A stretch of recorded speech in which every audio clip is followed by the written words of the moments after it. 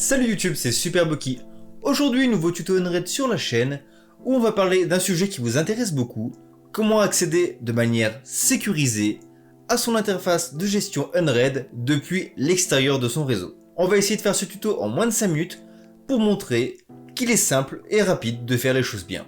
On se retrouve tout de suite sur l'interface du lab de la chaîne pour commencer le paramétrage. On se retrouve sur la page principale du lab de la chaîne où tu vois que je suis connecté en local depuis l'adresse IP 192.168.1.200 avec le port 8071, port que tu peux d'ailleurs modifier si tu le souhaites en allant dans Settings, Management Access, et ton port HTTP se retrouve ici. Tu pourrais te dire, je vais ouvrir le port 8071 sur ma box et le rediriger vers l'adresse IP locale de mon serveur et je pourrais accéder depuis l'extérieur. C'est vrai, mais faut pas le faire. Ça, tu le fais pas s'il te plaît, parce qu'en fait d'un point de vue sécurité, c'est zéro. En gros, tu vas ouvrir sur l'extérieur un accès à ton serveur, donc non. On oublie, donc ça c'est ce qu'il fallait pas faire. Moi ce que je vais te proposer, c'est qu'on va créer un tunnel VPN qui te permettra de pouvoir accéder sur ton serveur, et uniquement ton serveur pour cette vidéo, depuis n'importe où. On va aller sur l'onglet Apps et télécharger le plugin Dynamics WireGuard. On installe. On va maintenant dans Settings et là tu verras que tu as une nouvelle icône VPN Manager. On accède ici à l'interface de configuration du plugin WireGuard. Pour toutes les informations, comme d'habitude, tu as une liste déroulante. Donc là, on va créer notre tunnel VPN. Moi, je vais lui donner un nom qui s'appellera SBLab.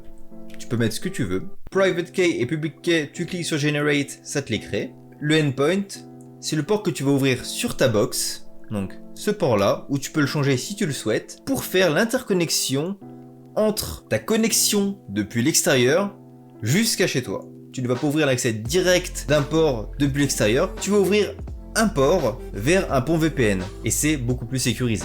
Donc moi je vais laisser le port 51820 que j'ouvrirai du coup sur ma Freebox et tu feras une ouverture qui redirigera vers l'adresse IP de ton serveur. Moi ça sera 192.168.1.200. Une fois que c'est fait, tu appliques.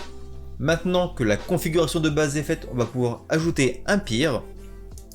Là, je vais l'appeler Superboki, car ce sera mon fichier de conf pour pouvoir me connecter depuis l'extérieur sur mon serveur. Ici, il y a plusieurs types d'accès qui sont très bien détaillés, je te laisserai faire le tour, et qui permettent des usages multiples selon ce que tu veux donner comme accès depuis l'extérieur.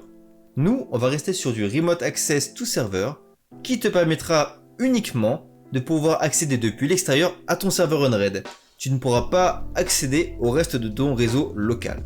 Pareil, la private key, la public key sont générées automatiquement. La pre-shared key, pareil, et tu appliques. Donc là, on a fait le plus dur. On va maintenant, si on le souhaite ici, activer l'auto-start du tunnel VPN. On va l'activer. Si tu souhaites paramétrer davantage ton tunnel VPN, tu peux passer de la vue basique à la vue avancée, où là tu auras des options comme le fait de pouvoir utiliser l'IPv4 et l'IPv6 ou seulement l'IPv6, choisir la plage d'adressage qui sera utilisée pour ton tunnel VPN, ou encore vérifier avec le ping si tu as bien une connexion entre ton périphérique depuis l'extérieur et ton serveur Unraid. On va nous revenir en vue basique et pour voir ta configuration, tu vas cliquer ici sur le petit œil. Et là, incroyable, tu peux d'une part télécharger ta configuration, donc un wg0.conf comme on a pu le voir dans le tuto VPN sur VPS WireGuard, ou tu peux très bien juste scanner le QR code avec ton téléphone, ta tablette, pour récupérer cette configuration. Donc là c'est un fichier de conf, tout ce qu'il y a de plus basique, avec une partie interface, une partie peer. Je vais maintenant te montrer dans un dernier temps comment ça fonctionne, si ça fonctionne, avec mon smartphone. Là je prends l'exemple du smartphone parce que d'un point de vue mise en place, c'est très simple à te le montrer, mais tu peux très bien le faire avec un autre ordinateur depuis l'extérieur. Tu vois maintenant sur la gauche mon smartphone, tu vois c'est le même retour, hein.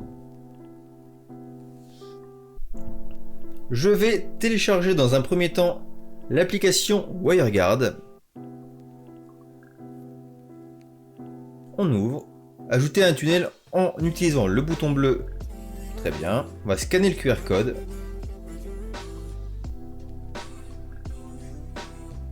Tac. Le nom du tunnel, moi je vais l'appeler SB Lab. Et voilà, tu vois maintenant sur mon smartphone que j'ai une configuration pour SB Lab. Avant d'essayer, je te montre bien que je ne suis pas en Wi-Fi, donc pas sur le réseau de mon serveur Runraid. Tu vois ici que lorsque j'essaie de me connecter sur le réseau local, ça ne fonctionne pas. On va retourner sur WireGuard. Je vais activer le tunnel VPN. Oui.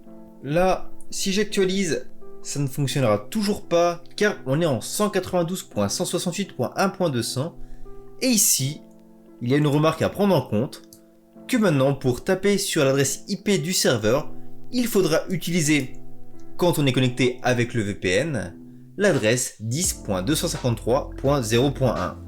C'est ce qu'on va faire.